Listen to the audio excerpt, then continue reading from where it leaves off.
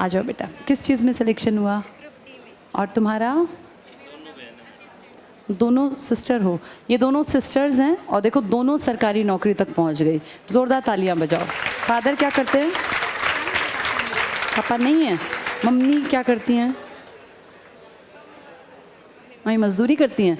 देखो बेटा, इनके पिताजी नहीं हैं। कुछ चीज़ें आपके भाग्य में लिखी होती हैं, उनको कोई रोक नहीं सकता, बदल नहीं सकता। पिताजी कब एक्सपायर हुए थे? 2003 में। तब तो तुम बहुत छोटी रही होगी। देखो, जब इनके पिताजी गुजर गए तब ये 5 साल की थी बड़ी बेटी और ये छोटे वाली 3 साल की। मतलब इनका असली स्ट्रगल इनकी माँ का स्ट्रगल है। ये तो फिर भी पल गई। मम्मी को नहीं लेके आई? मम्मी को नहीं लेके आई? लेके आना चाहिए था। कहाँ है मौसी? अच्छा, घर पे मौसी आई है, मम्मी तो दोनों को ले आती। जैसे उनको खुश होने का मौका कब मिलेगा बेटा? वो तो 2003 के बाद खुश ही नहीं हुई। अच्छा, भाई पढ़ रहा है। एक भाई है, वो और छोटा था, 1.5 साल का था।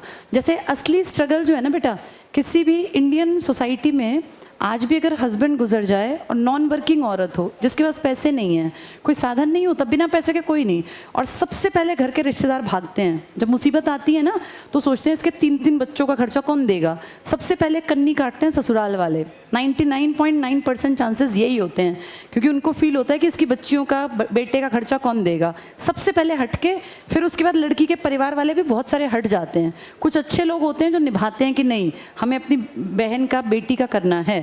पर देखो, जिसने भी इनकी मदद की, मुझे नहीं पता, ईश्वर तो देख ही रहा था। ईश्वर उस आदमी का ज़रूर भला करेगा जिसने इनकी माँ को उस टाइम जैसे तैसे करके सपोर्ट दिया।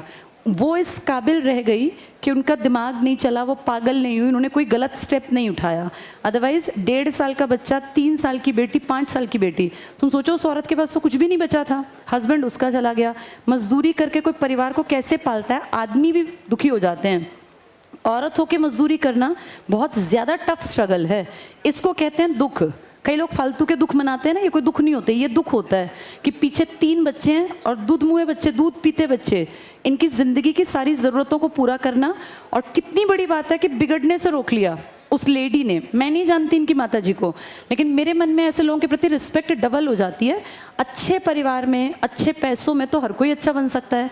बड़ी बात है जो उस नेगेटिव माहौल में पॉजिटिव रहा, अपनी बेटियों के अंदर अच्छे संस्कार दिए। आज दोनों बेटियां हमारे बीच हैं और दोनों सरकारी नौकरी की घड़ियों के साथ हैं। ऑल द बेस्ट बेटा, बहुत बढ़िया।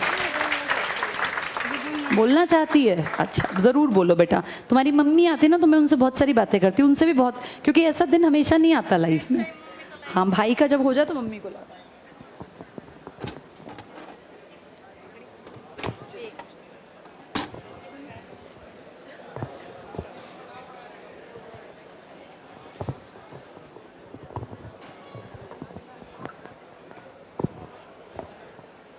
Good afternoon everyone. मेरा नाम पायल है। मैं HU में असिस्टेंट की पोस्ट पे कार्यरत हूँ। जब मेरी सिलेक्शन हुआ था 2019 में, उस टाइम मुझे पता ही नहीं था कि जॉइनिंग कैसे करवाते हैं या मेडिकल क्या होता है। इंस्टेंटली जैसे ही रिज़ल्ट आया 4 बजे, मैं अपने सब डॉक्यूमेंट वगैरह उठा के चली गई, जैसे एडमिशन करवाने चले जाते हैं। मेरी फ्रेंड लगी हुई थी वहाँ पे, मैंने कहा अपने आप करवा लूँगी। तो उन सब लोगों ने भी बहुत सपोर्ट किया, वो साथ में गए। और उसके साथ साथ सभी यूँ कह रहे थे कि ये अकेली लड़की है जो खुद की जॉइनिंग खुद करवाने आई है, वरना सभी के पेरेंट्स आते हैं, भाई आते हैं। और जब एग्ज़ाम देने जाती थी तब भी मेरा छोटा भाई है, 4 साल छोटा है मुझसे, तो वो जाता था मेरे साथ।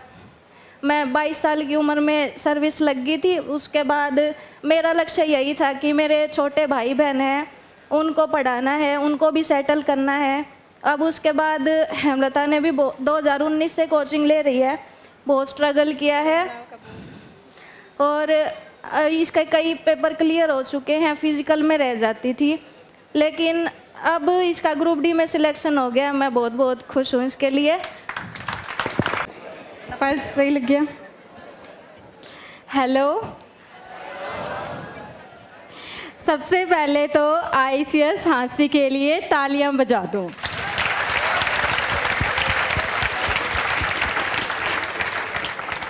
हमारे आईसीएस झांसी का स्टाफ बहुत अच्छा है, सबसे ज़्यादा तो हरीश सर। सर बहुत मोटिवेट करते हैं, बहुत ज़्यादा। मैं 2022 से दोबारा स्टार्ट करी थी मैंने तैयारी, उसके बाद से मैंने रेगुलर तैयारी करी है। और बहुत सारे बच्चे मेरे को आईसीएस झांसी ब्रांच में जानते भी होंगे, क्योंकि मैं लगातार 2 साल से तैयारी कर रही हूँ। और बहुत सारे बच्चे तो मेरे एरिया के भी हैं, बहुत सारे फ्रेंड्स हैं, सभी बहुत ज़्यादा खुश हैं कि हेमलता लग गई, हेमलता की बहन लग गई। अब सारे यूँ बोलते हैं हेमलता का भाई कब लगेगा।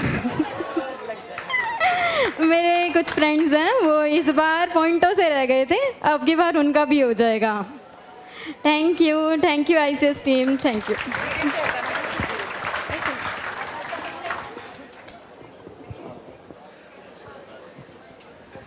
देखो परिस्थितियाँ कैसे इंसान की पर्सनालिटी को बदलती हैं।